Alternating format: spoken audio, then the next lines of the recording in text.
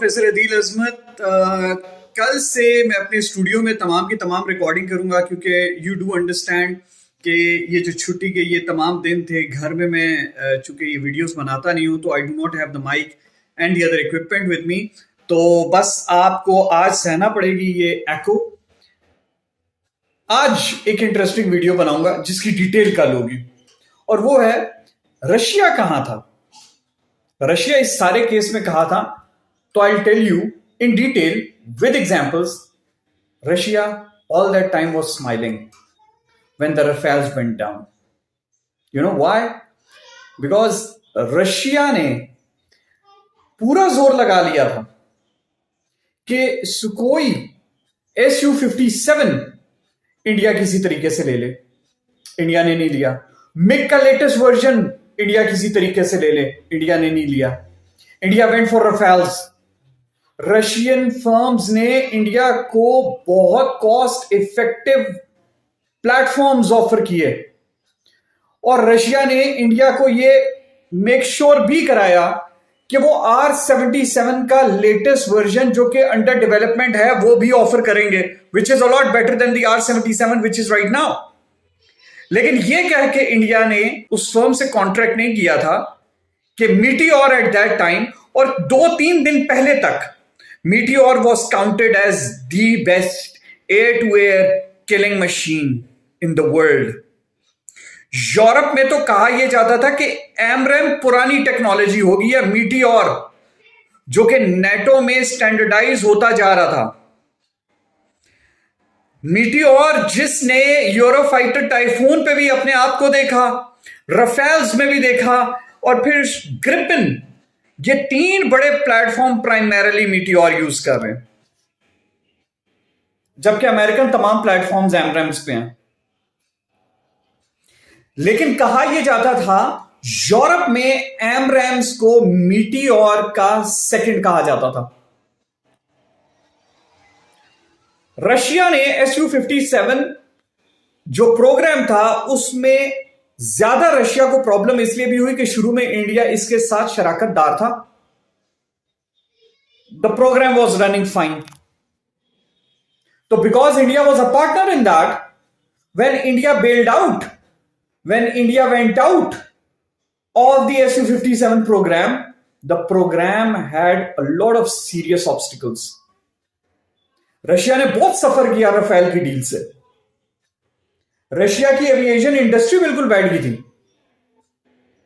Russia ने यहां तक इंडियन एयरफोर्स को ऑफर की थी कि हम ट्रांसफर ऑफ टेक्नोलॉजी भी देंगे। यहां पे क्या हुआ? ना ट्रांसफर ऑफ टेक्नोलॉजी मिली, ना मीटियोर ने अपना भरम रखा, ना स्पेक्ट्रा।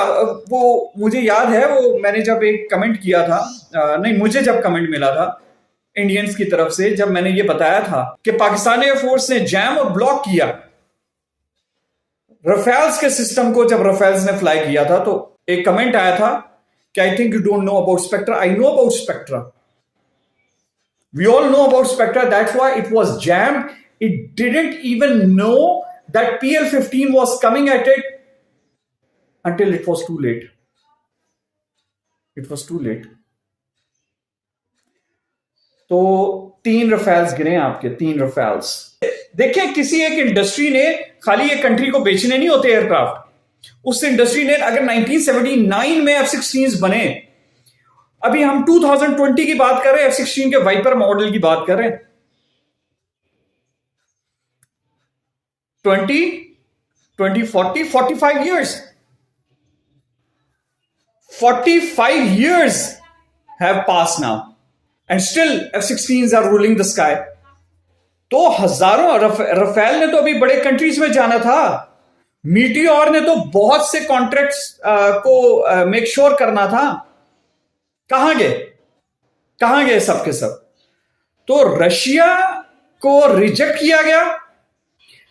रशिया के R-77 के लेटेस्ट वर्जन्स को भी रिजेक्ट किया गया और यह बताया गया कि आपकी मशीनरी इंफीरियर है एज कंपेयर टू द रफेल्स। तो दिस इज व्हाट हैपेंड और रशिया इस तमाम खेल में साइलेंटली वॉच करता रहा। Su-30 MKI भी गिरा है, लेकिन understandably that Su-30 MKI was not equivalent or up to the mark of fighters, equipped with PL-15. Su-30 MKI is a very big aircraft. Strike role में Su-30 MKI बहुत capable aircraft है, हां, क्योंकि it's a big platform, it has got a big radar signature. तो ये वो reason थी that Russia remained out. Russia didn't even speculate. इसके बारे में भी कल बात होगी. तो कल बहुत से इश्यूज के ऊपर मैं बात करना दोबारा से शुरू करूंगा. हमारा यूट्यूब का चैनल दोबारा से अपने डिफेंस एनालिसिस के ऊपर स्टार्ट हो जाएगा. ये सिर्फ एक स्टॉप गैप मेजर थी जिसमें घर में बैठ के I used to because I don't make videos at my home, तो I didn't have the mic. और कल से इंशाल्लाह डिफेंस टॉपिक्स के ऊपर डिटेल्ड वीडियोस होंगी. Take care. अल्लाह हाफिज.